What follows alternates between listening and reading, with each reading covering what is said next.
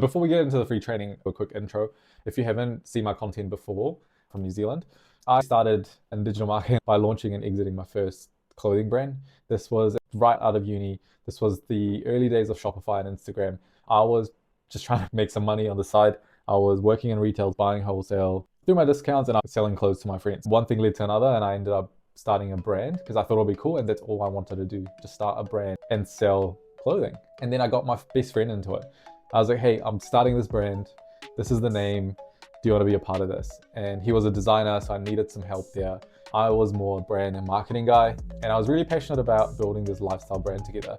The first year, we sucked. We didn't know any growth marketing tactics. I didn't know how to run ads.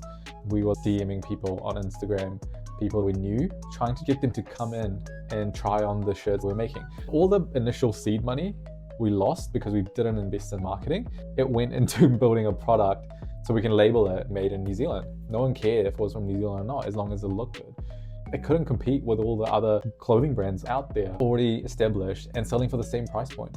In the first year, I learned that if you don't market the right way, you're not gonna make sales. And that's what happened. And in the first year, I ended up selling one shirt and I took it on a loan. Money went into creating this product, and we posted organically and we were getting reach, and that's how we were initially building some buzz. We didn't have a good brand values or social proof to get people to message us. We lost a lot of money. We made one sale. That was demoralizing because I realized the true value of marketing and finding customers. I didn't realize the opportunity on hand. I didn't realize that e-commerce is going to be so big. All I knew was that I didn't have money to start an actual physical store, and the best opportunity then was to sell on a website. And that's what we did. So the first website we created was on Wix, and the second one was on Shopify. And when I found out about Shopify, that was a game changer. Then it gave me confidence to actually start building a brand. And that's when I started looking at other brands or selling online, taking inspiration. Fast forward, I understood marketing was important. I didn't know where to start. I worked for an advertising agency. That opened my eyes, and it is where I learned media buying skills. Although it's changed over the years, I think that was where I learned the fundamentals. And I got the confidence to actually manage massive amounts of ad spend for brands, how marketing managers are talking about the brand, what were they wanting from advertising campaigns. I took that blueprint, I started applying it to our brand. And before you know it, we had a good run in the second and third year before we closed the brand down.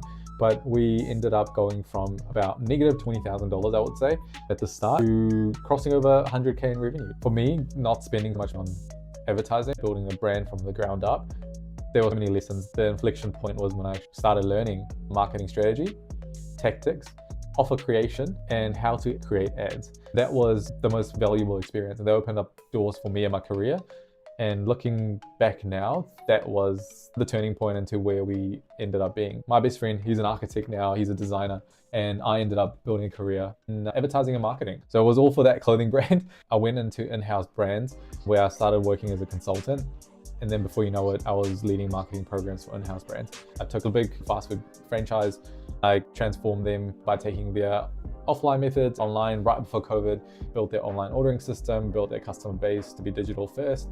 And that was a pretty cool lesson as well. And then I went on to being the head of marketing and head of digital strategy at a tech company, followed by working for an agency where I got a lot of exposure in a short amount of time. And that's where I ended up working with over 110 brands in the e-com space across Australia and New Zealand, as well as consulting for other e-com brands on the side. For me, the lesson through that intense period of my life was where I tactically refined how I approached growth marketing and performance marketing. Simply because I was exposed to so much info from founders' marketing teams. You can't beat the real life experience that you get. I had front row seats to about $27 million worth of ad spend that I was managing. And through that, you get to experience a lot of different tactics, pivots, downfalls, and wins. You understand what works and what doesn't. I started noticing common patterns that made e-com brands work.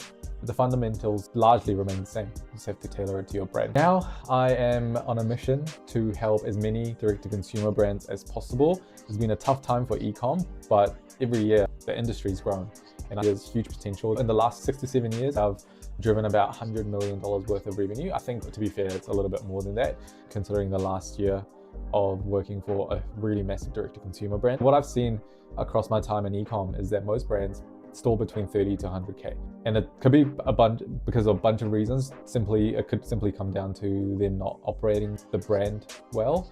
But from a marketing standpoint, they make reactive ad decisions to keep up with the market and their competitors. Their offer and funnel, it's just so misaligned. Like their offer is compelling, their funnel's got a lot of leaks in it, or the funnel's just not good enough for the offer, and they prematurely deem it not to be working.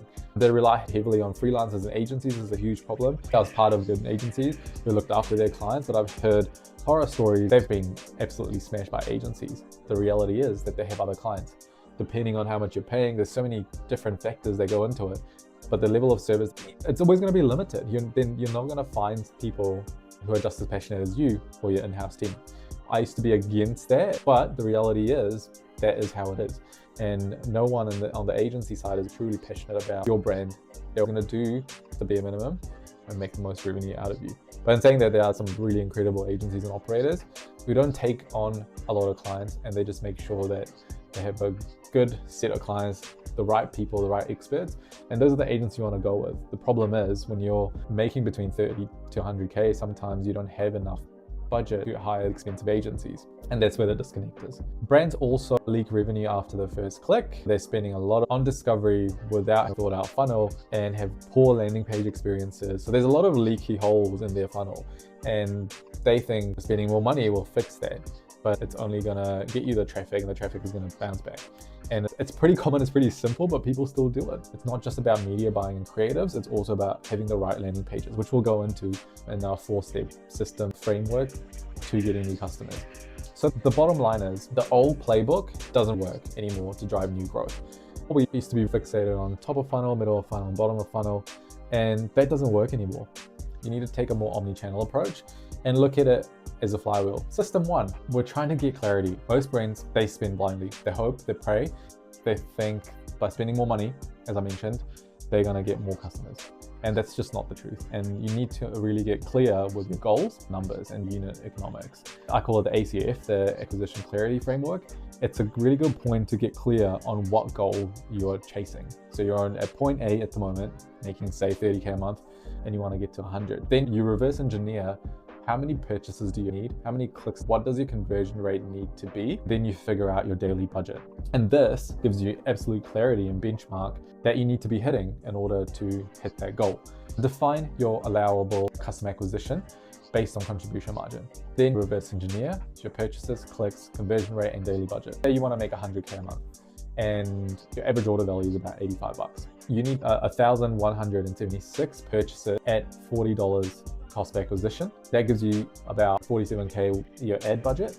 So roughly, when you divide that into 30, when you divide that into a monthly or daily spend, it's about 1.5K that you need to be spending daily at a conversion rate of a 2.3%. From the conversion rate, if we reverse engineer to clicks to the landing page, you need about 51,000 clicks to hit those numbers. It's a simple calculation that you need to make. Now, each metric, that's where the work actually is. Whatever budget you have, use the same methodology to figure out ceiling based on your current conversion rate. Figure out where are you trying to go with this brand? Are you trying to make 100K a month? Are you trying to make 30K a month?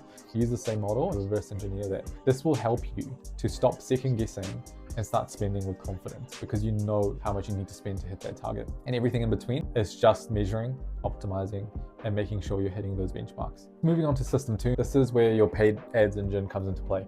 I've just found performance on Meta and Google. I've tested out Pinterest, I've tested out TikTok and Snapchat for specific campaigns, and it has worked, but largely for most direct-to-consumer and e-commerce brands, Meta and Google does 80% of the job. That's where I've made these numbers work in my career. What I've found is the old way of running ads, and you can just continue to do this, is you solely rely on one channel, which is Meta.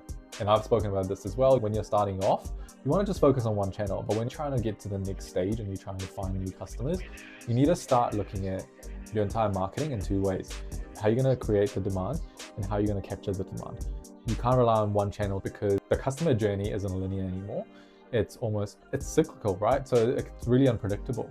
And you need to have as many touch points. So what I would do is I would get specific with the structure in your campaign by formats on specific channels. On Meta, I would typically look at launching new angles weekly. So these are your user-generated stuff, founder point of view, pain points, problem-solving angles. You would separate out the campaigns for testing. This is where I allocate 30 to 50% ad spend because it helps validate my hypothesis quicker. I would scale the winning creatives on Meta using a CBO campaign, which I'm pretty bullish on, or an Advantage Plus shopping campaign if you don't have a huge team. Once you find those winners, you can't go wrong with any of these formats. Moving on to Google Ads, I would always look at search. I would split that up into brand campaigns. So you're only targeting, that's where a lot of people that you build awareness of, they'll go into Google, search up your brand and capture them in a really competitive space. Branded campaigns, it's more almost a defensive strategy to make sure that you are capturing people before your competitors. For the non-brand side, I lead with problem-aware keywords. Customers who know they have a problem, they're looking for a specific solution, and I would tailor my ads based on that. It looks different with each brand. You get the idea of how you should be thinking about your search ads. I still run shopping ads alongside Performance Max. Optimize the feed titles, images, offers. That all needs to be clear in your shopping ads. When it pops up for a customer, they're going to compare it to the listing next to yours, and they're going to make a decision whether to click on your ad or not. So the more compelling the offer, the easier it is to convert the customer. On Google Ads, Performance Max is massive. I segment the asset groups by product. System 3 is all about converting. You want to always be working on increasing conversion rate. You might have a great ad campaign. Your channel strategy is working. People are resonating with the offer and you're just driving tons of cheap audiences onto your website. You don't want them to be browsing other things and checking out of the whole process. That's your time to hit the psychological pain points, present the offer, reiterate, showcase social proof, and get them over the line. That's what your landing page needs to do. And there's so many really good landing pages these days because the really successful direct-to-consumer brands, they do this really well. Their landing pages are very congruent to their ad campaigns. You want to make the most of those clicks because it's all about first impressions, right? So you're spending money sending people, you want to make the most of it. Conversion rate optimization is massive. The best thing you can do if you have the resource and capability, at the very least, you need to start A/B testing your landing pages. In terms of a good landing page strategy, it needs to be mobile first. It needs to be fast loading because there's nothing more frustrating when something doesn't load from an ad, and you're more likely to actually just bounce off. And you don't want to spend money with a brand that doesn't have a fast loading landing page because I'll just go to the competitors. You want to make sure the headlines match the ad campaigns that you get traffic from. You want to make sure it's congruent and relevant to the entire journey. You want to make sure there's a sticky add to cart button, get clear with the benefits and the social proof, the trust elements. If you want awards, lead with that. Make sure that is prominent across your entire landing page. Lastly, test your landing page where people get more info about the product or brand versus the actual product page to find what is the best strategy for you. Do you send people to figure out whether you should be sending people to the product detail page straight from the ad campaigns, or should you be putting an intermediate landing page where they go and learn a bit more about the product in the form of an advertorial or something. The second thing is product page optimization. Highlight the sizing, shipping, reviews, add bundles and upsells if you have any. This is the easiest lift in terms of increasing the average order value. And you want to make sure that you're testing button layout, call to action, copy, and pricing format as well. These are things that you need to be looking out for and checking off if you want higher conversion rates from your landing pages and your product pages. So these key optimizations sound very simple, but when you do it at scale and you do it with volume, each week testing a new element, it makes a huge difference. And for my example, if you want to reach that 2 to 3% conversion rate, it is a very hard task. Most brands average around 1% because they don't really work on their conversion rate. They think it's an advertising problem, but really it's a conversion rate optimization problem. So system 4, you can't assume that someone's going to come from your ad, go onto the landing page and transact straight away. There will be percentages of people who do that, but majority won't. They'll need the time. They'll need to go into consideration. They'll need to go and check your Instagram, your YouTube reviews and do their own research. The old way was you would assume someone sees an ad, they go onto the landing page or the product page, or even worse, they go onto the home page and then they click on something, they check out, they buy something and you get a customer. That's the assumption, right? But the new way in 2025, I've distilled it down to 3 parts. First, creative discovery. People are just learning about your product. These guys have never heard about you. So your really compelling ad, the hook they engaged with, they saw some user-generated content, they resonated with the founder point of view, and they're coming and they're going to give your brand a shot, they've decided. And then the second part of this flywheel is you take all your proven concepts and you just put more money behind that and you try and scale that, try to find more customers and volume. And the third one would be just your remarketing existing customers. You still want to make sales. It's not just all about new customers. There's still your existing customers you want to cross-sell and upsell to. So that's your third consideration. This is going back to the creative discovery. This is how I would approach each channel. On Meta, focus on hooks, make sure people understand your product. How are you going to make them stop on their feeds and engage with your ad, give them all the information about the product or the pain point they're faced with. User-generated content works founder point of view is a good emotive angle. People like people. In 2025, more founders being the face of their brand. It's a good way to get loyal customers. In Performance Max, I would approach this through lifestyle content and just keep it as broad as possible. On search, I would again just lead with problem-aware keywords. And on shopping campaigns or broad targeting with optimized images and titles. When ready to scale, move winning ads into Advantage Plus or CBO campaigns. Performance Max, you will start to add warm audience signals like your customer list, your lookalikes, and add more dynamic content. For your search campaigns, expand the match types based on your performance data. Prioritize the budget based on your conversion data as well. If there's some keywords or search terms that are working with your paid search, I would dedicate and test further and put more money behind that. I've done that quite successfully over the years. If something's working on search, especially from a non-brand side, upweight the budget every week by 19 to 20%. So we are scaling that without inflating acquisition costs. Push your top SKUs and your highest average order value, and you would lead with that because that's where you're going to get the margins from. That's how you're going to scale. When you spend more money on those, chances are you're going to get more sales. And then your retention on Meta, you would retarget past buyers, you would retarget people from the top of the funnel, your discovery stage, offer bundle and limited time offers. That works really well. For Performance Max, focus on asset groups on previous purchases. On search, remarket to people who have interacted with specific ads itself. You would have a bunch of keywords that would be served that ad again through a remarketing search list. For shopping, focus on promos for returning customers. You would feed that. All you're trying to do at this retention and reactivation stage is trying to just drive as many sales as possible, as many repeat sales as possible. Get those sales coming in while the other two stages are focusing on driving and maximizing your new customer acquisition. That's how the growth loop works in a cycle. You have a creative, expansion, scale, and loops and retention and reactivation. In terms of budget allocation, these are rough estimates that I work with. It's a great starting point. It's dependent on performance and the overall media plan, but this is how I would approach it. Then the creative and discovery stage on Meta being about 25 to 35% of the budget. The scaling phase, I would go 40 to 50%. Retention and reactivation, 10 to 15%. On Google, I would spend about 15 to 20%. 40 to 45% and 10 to 15% on reactivation. Just some rough figures to start thinking about this growth loop.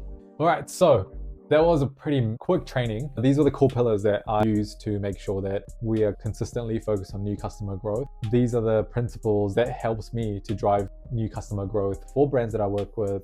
It has helped me in the past for the in-house brands that I work with and my own brands. To sum it up, it's about 4 key pillars. It's the acquisition clarity, understand what you can spend with confidence, not be confused and pray and hope with the budget that you have. Be super clear on the target revenue and then reverse engineer back from there all the way up to the number of clicks you need and how much you're willing to actually spend for the new customer that you're trying to get. Secondly, your paid ads engine is crucial to make sure they have a strategy of a scaling plan behind something that is working and be on the ball with the optimizations and understand how you'll optimize and relate that back to the benchmarks you've seen. The third thing is the conversion flow, right? So you need to have some sort of workflow to make sure that you're actively working on a conversion rate. Most commonly, it's a simple A/B test with different landing pages, different product pages that needs to be congruent with advertising campaigns. And lastly, it's about understanding that the customer journey, it's not linear, it's a growth loop. And at each stage of the growth loop, what are you doing? And how are you speaking to the customer? You have to assume that new customers need more persuasion. They need more time spent researching, consuming your content, looking at your social proof, and then they'll probably make a decision. And you need to be ready in front of them when they are ready to make that decision through the reactivation and remarketing component of your flywheel. So that was the free training. I hope you found it valuable. This is just the start of many videos I want to create. Hopefully you can start implementing this if you have the resources. If you want help, I have a waitlist open now for my coaching program. I'm not working with everyone. My time is limited. I thought it'd be cool to open up and test out my coaching program based on the principles I've just shared and work one-on-one with people. My program is designed to make sure that you get private strategy with me, almost like a think tank session every week with clear actions and what you need to do and the problems you're facing. I'll be providing weekly feedback on the ads, offers, metrics. You'll have Slack support and a bunch of access to the Notion hub with my plug and play tools.